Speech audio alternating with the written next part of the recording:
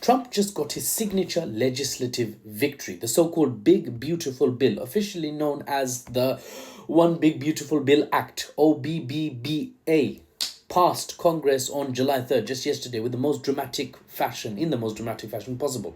The Senate just barely squeezed it through, 51 yeas to 50 nays, with J.D. Vance, whatever, Vice President, casting the tiebreaker vote after a marathon weekend session where they talked about strengths and weaknesses. It took the whole Saturday, Sunday, and then they voted on the bill. The House then followed suit. They had to vote on it, and they only passed by 4 votes, 218 to 214.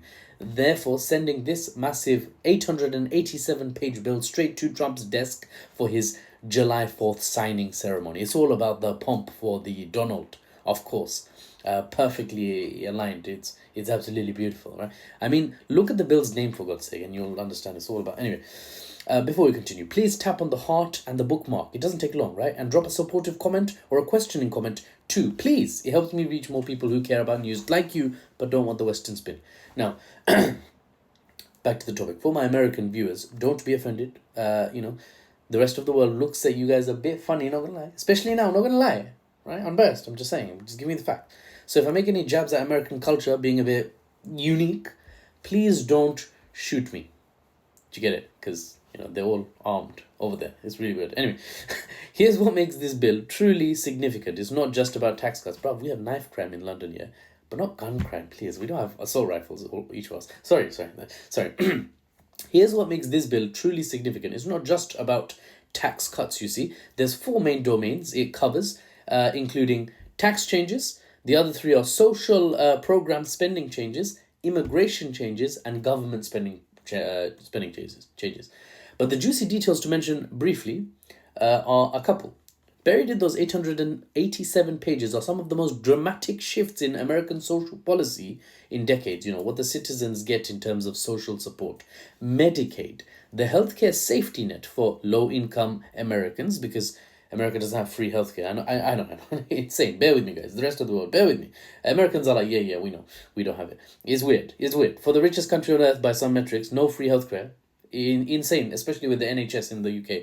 We don't pay a penny. It's mad that you don't have that. Broke your leg, better rush to hospital, but have your credit card ready. Insane. I wrote this script and I can't believe it. Sorry. As I was saying, Medicaid faces brutal cuts with new work requirements, right? Work requirements that the Congressional Budget Office estimates will strip coverage from nearly 12 million people over the next 10 years. That means that 12 million people that are on Medicaid, that need to be on Medicaid for health insurance, basically is medical health bill coverage, they're estimated to just be slashed off because they won't meet the new requirements. Meanwhile, let's talk about pumping money into government. The bill pumps an unprecedented, eye-watering amount of money into 2 facets. Get this. Defense spending gets a $150 billion boost. I need to, let me just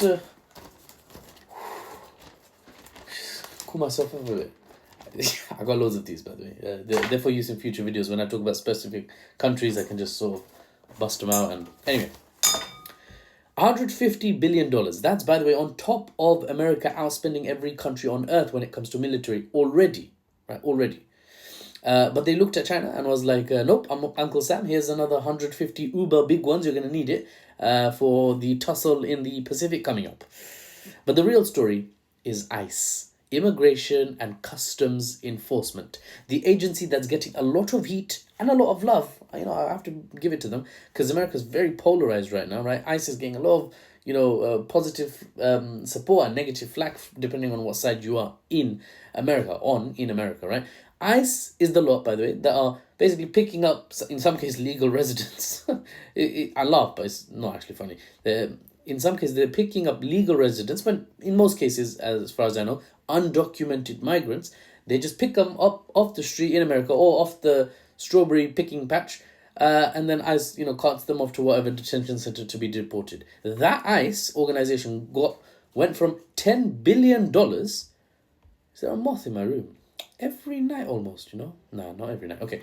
They went from $10 billion of agency funding to over $100 billion just in the next 10 years. Sorry, just in the next 4 years. Sorry.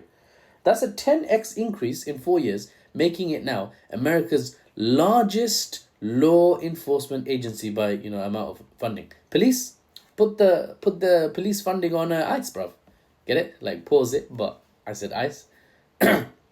Anyway, this isn't just policy. It's a complete restructuring of federal priorities, right? At federal, because America operates at the federal level and then at the state or local level. Because it's got 50 states, 51 if Trump gets his way with Canada, and Canadians definitely unhappy with that. But they have 50 states. The states kind of operate semi-autonomously, but then the federal government sits on top of them, right? So the federal government is what we're talking about here. Their funding priorities are completely changing up. And the spotlight items, of course, are two, for better or worse. Cutting healthcare for the vulnerable while massively expanding the deportation apparatus. In a country where there's actually a need for more immigrants, if you look at the economic situation properly, and the labour market, the job market, and the vacancies, they actually need more immigrants. They need more workers, if anything. But, Trump doesn't really care, I think. All that though, and a topic, by the way, I really want to cover, which is Trump's weaponization of ICE and deportation threats against even New York mayoral candidate Zoran Mamdani. All that in another video, in future videos, for those who are interested in the unbiased news and analysis without the Western spin. And I'm Muffles, and I'll see you on the next one. It's late, guys. It's late. Do I even have... Oh, I've got some tea left.